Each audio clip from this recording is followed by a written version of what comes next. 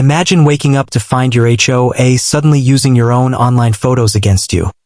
Not just using them, but editing them, twisting them and slapping you with fines. Yeah, that happened to me. But they didn't expect I'd track down exactly how they stole them. Hit like, subscribe, and let's dive into the digital trap the HOA fell straight into. I've always believed your home should be the one place you feel safe, protected, private, a space where the outside world can't reach what's yours. But privacy doesn't mean much when your HOA feels entitled to everything you own, even your photos. It started when I listed my spare room for rent online.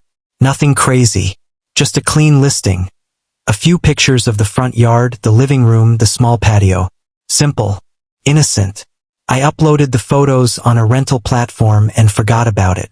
3 days later, I saw something that made my blood pressure spike. There was a letter taped to my door, the kind of white envelope the HOA uses when they're trying to pretend they're official.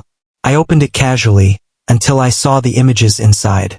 My photos, my property photos, screenshotted, printed, and marked up with red circles like I was in some crime investigation show. A note at the bottom said, "You are in violation of HOA guidelines. Unauthorized exterior alterations detected." Unauthorized alterations? I hadn't altered anything.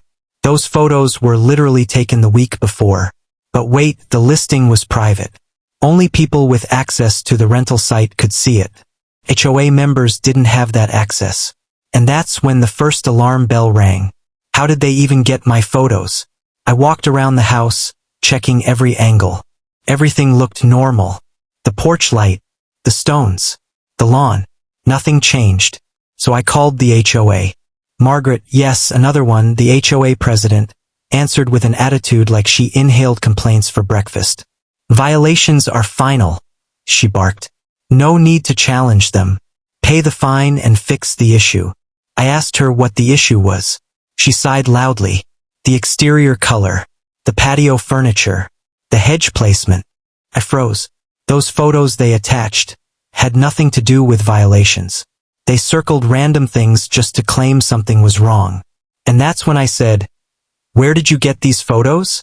Silence. Then a single line. "They were submitted anonymously."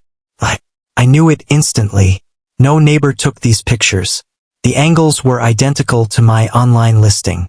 One of them even had the watermark from the rental website in the corner. They weren't taken by a neighbor. They weren't taken by the HOA. They were stolen. I hung up, grabbed my laptop, and went through my listing. I checked the access logs. I checked the website's activity history, and I saw it. A login attempt from a device not tied to my account. A login attempt using a password reset link. A failed attempt, followed by a successful one. My account had been hacked, and the timing matched exactly when the HOA issued the violations. My hands shook, not from fear, from anger. They didn't just take my photos. They broke into my account, stole them, edited them, and used them to fine me. For what? Money? Control? Or just pure harassment? I began digging deeper. First, I contacted the rental website, explained everything. They checked logs. Their security team confirmed it. The account access came from a device registered to the HOA's office IP address. Now the story shifted. This wasn't an anonymous complaint. This was digital theft. I documented everything. Screenshots, timestamps, logs, IP addresses. Next came the alterations. I compared the stolen photos with my originals. The HOA edited them. They made my hedge look dead by adding shadows. They darkened my porch paint so it looked non-compliant. They added a bit of debris to the patio area. They faked violations. And the worst part? When I walked outside the next morning, I saw Margaret standing with 2 board members, holding her phone, pointing at my house, taking more pictures. When she saw me, she smiled like she owned the sun. "It's not personal," she said. "It's procedure." Procedure? Breaking into my account was procedure? I knew then and there, this wasn't just about me renting a room. This was about control, about intimidation, about an HOA president who believed she was above consequence. But she was wrong. I wasn't just angry. I was determined. The next few days were a blur of investigation. I spoke with neighbors quietly. Some were scared. Some whispered like they were telling me a secret. One said, "They did the same to the family on Sycamore Street. Used photos from their Facebook to find them." Another said, "They took pictures of my backyard by going behind my fence at night." This wasn't a one-time mistake. This was a pattern. A digital and physical invasion of privacy. But the HOA didn't know something. I worked in IT security, and if they wanted to play with digital evidence, I was about to bury them with it. I collected file metadata, GPS location stamps, firewall logs, file hashes, everything. Soon, I had enough proof to not just challenge the violations, but to expose an entire system of corruption and privacy abuse. But I wasn't done. I went deeper. I examined the HOA's past violation photos, publicly accessible through their portal. And guess what? Half of them had metadata showing they were screenshotted from social media. Some had the faint outline of a Facebook UI at the top edge. Some had Instagram compression signatures. Some had their EXIF data wiped, a clear attempt to hide the source. This HOA wasn't just enforcing rules. They were spying on residents, gathering data, using it, twisting it, finding people based on manipulated images, and all without consent. That's when I realized something. This wasn't a violation issue. This wasn't about my rental listing. This was a lawsuit waiting to happen. Not by them, by me. The day I walked into the attorney's office, he didn't even let me finish explaining. He stopped me mid-sentence and said, "They accessed your private account? That's a felony." And that was only the start. We built a monster case, a timeline of digital intrusion, a catalog of stolen photos, an archive of edited files, metadata proving tampering, IP logs traced directly to the HOA office, statements from neighbors, comparisons between original photos and altered ones. Everything. My attorney looked at me across the desk. "You're not just fighting violations. You're about to expose a digital privacy scandal." We filed a lawsuit, not a cute little take back your violation complaint. A full civil suit, digital theft, privacy invasion, harassment, defamation, evidence tampering, unauthorized access to private accounts, intentional emotional distress.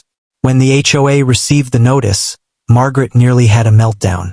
How do I know? Because the next morning, she was at my door screaming loud enough for the neighbors to peek out through their blinds. "You're blowing this out of proportion," she yelled. I didn't even respond. I just closed the door. Court day arrived. The courtroom was packed. Word had spread around the neighborhood. People who'd been bullied by the HOA sat in the back rows like they were watching a long-awaited movie. Margaret walked in looking confident, until my attorney placed 3 binders on the judge's bench. "Your Honor, these contain..." He listed everything. Every violation of privacy. Every piece of evidence they altered. Every unauthorized access. Then, the real bomb dropped. We pulled up the stolen photos on the courtroom screen. Image number 1 appeared. Then the original version right beside it. Even a blind person could tell the HOA darkened the paint, added dirt, and manipulated shadows. The judge raised an eyebrow. My attorney spoke calmly. "Your Honor, the metadata confirms these images were taken from the plaintiff's private online listing without permission. They were further edited to create the illusion of violations." Then came the logs. My attorney displayed IP records showing that my account was accessed from the HOA office. Margaret's lawyer scrambled. "Your Honor, my client had no knowledge of these actions." The judge cut him off. "Is that your office's IP address or not?" The lawyer froze, then nodded. Gasps echoed through the room. But we weren't done. Not even close. Next came statements from residents. One elderly couple explained how the HOA took photos from their Facebook page and fined them for unsafe backyard structures. Pictures from 2 years earlier. Another resident described seeing HOA members walking behind his backyard fence at night. And then came the final nail. We showed the HOA's internal emails, obtained legally during discovery, where Margaret instructed board members to find digital material to justify violations. The judge leaned back in his chair. Mrs. Gilmore, this is not enforcement. This is surveillance. Margaret's face went ghost white. Her lawyer tried to interrupt again. Your Honor, the HOA was only trying to. The judge slammed the gavel. Enough. I'm issuing an immediate injunction against the HOA. All pending fines against the plaintiff are dismissed, and we will proceed to assess damages. Margaret tried speaking, but the judge wasn't having it. You accessed a private account. You altered evidence. You harassed a homeowner. The decision was brutal. The HOA was ordered to pay financial damages, legal fees, punitive damages, compensation for emotional distress. Then came the final blow. The judge ordered a digital privacy audit of the entire HOA. That's when everything spilled out. Turned out they'd been spying on residents for years, stealing photos, editing them, inventing violations. The board dissolved. Margaret was removed permanently, and multiple members faced investigation for unlawful data access. The neighborhood changed overnight. People smiled again. Kids played outside. Neighbors greeted each other like the tension finally vanished. And the best part? My rental listing went live again. This time without the HOA breathing down my neck. Funny how the people who try hardest to control you fall apart the fastest when you just shine a light on what they're doing. They stole my photos. They invaded my privacy. But in the end, they handed me the evidence I needed to take them down. And I didn't have to steal a thing.